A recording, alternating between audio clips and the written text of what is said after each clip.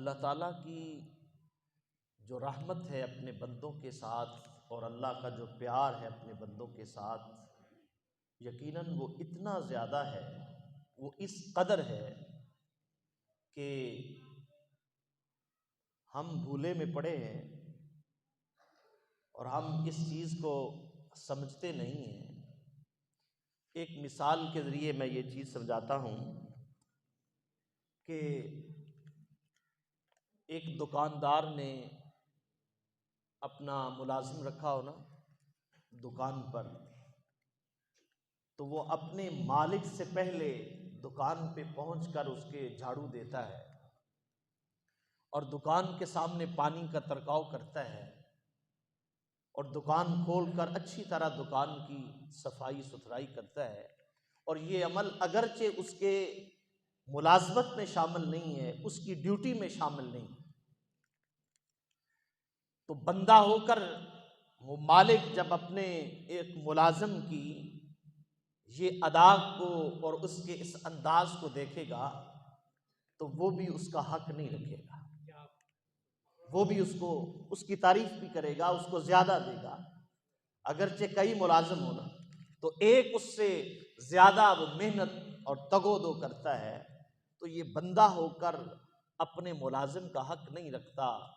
تو مجھے بتائیے کہ اگر بندہ اپنے خدا کے گھر آ جائے، خدا کے گھر آ کر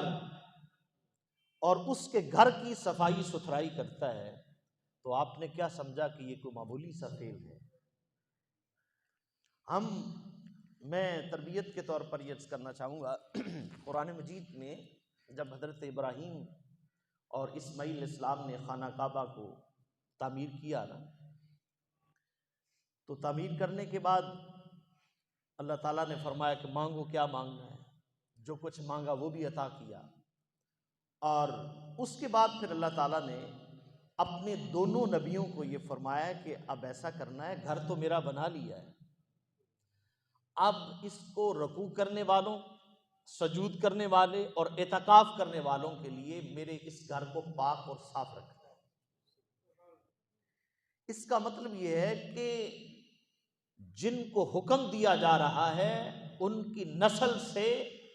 5000 سے زائد انبیاء تشریف لائے، اور نبیوں کی شان، رسولوں کی شان، اور پھر انہی کی نسل سے تاجدار کائنات تشریف لائے۔ فرمایا کہ میرے گھر کو کن کے لیے؟ جو رکوع کرنے والے، سجود کرنے والے، اعتکاف کرنے والے، پاک صاف رکھنا ہے۔ تو اب اللہ تعالیٰ نے اپنے نبیوں کو یہ حکم دیا ہے، اگر نبی ہو کر جھاڑو اٹھا کر اللہ کے گھر کو صاف کرے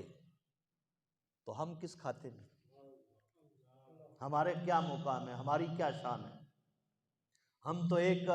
گنہگار لوگ ہیں۔ تو اگر وہ انبیاء کا یہ مقام ہے کہ وہ مسجدوں کو صاف رکھتے ہیں، اور میں آپ کو آج ایک یہ سمجھ لیجئے وظیفہ کے طور پر، اگر کسی کے رزق میں کمی ہے، کہ کسی کی مشکل حل نہیں ہوتی، کوئی پریشان رہتا ہے، تو وہ آ کر مسجدوں میں جھاڑو پکڑ کے مسجدوں کی صفائی کیا کرے، دیکھیں اللہ رزق میں اضافہ کرتا ہے۔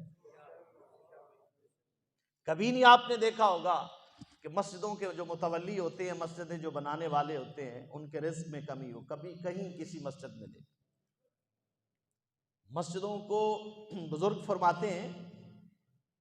صوفیہ فرماتے ہیں کہ مسجدوں میں جو پڑھنے والے بچے ہوتے ہیں نا، قاعدے لے کے آتے ہیں، یا مدارس میں جو قرآن مجید حفظ کر رہے ہیں، ایک بزرگ فرماتے ہیں کہ انہوں نے یہ بتایا کہ اگر تمہاری تم پر مشکل آ جائے، مصیبت آ جائے، تو صرف آ کر مسجد اور مدرسہ میں جو قرآن پڑھ رہے ہیں ان بچوں کو محبت کے ساتھ دیکھو، اللہ تمہاری مشکل حل فرمائے۔ اور پھر مسجدوں کے ساتھ پیار، مسجدوں کے ساتھ اس کی تعمیر و ترقی میں، اور پھر اس کی صفائی و ستھرائی کا خاص خیال رکھنا، یہ اللہ تعالیٰ کو یہ چیزیں بڑی پسند ہیں، بہت ہی زیادہ پسند ہیں۔ یہ مت سمجھیں کہ کوئی بندہ مثال کے طور پہ دولت کے اعتبار سے یا عہدے کے اعتبار سے بڑا ہے تو مسجد میں صفائی کرتے ہوئے کسی کے سامنے یہ آر نہ سمجھے کہ میں نے اگر جھاڑو پکڑ کے یہ مصلی صاف کیا ہے تو استاد اپنے شاگرد کے سامنے شرمائے کہ میرا شاگرد کیا کہے گا، یا عام بڑا آدمی ہے، وہ مقام معزز ہے، عزت والا ہے، وہ کہے کہ میں کیا کروں گا، وہ یہ سمجھے کہ میں اللہ کے گھر کی صفائی کر رہا ہوں اور میں انبیاء کرام کی سنت ادا کر رہا ہوں، اور اس میں شرمانے والی بھی کوئی بات نہیں۔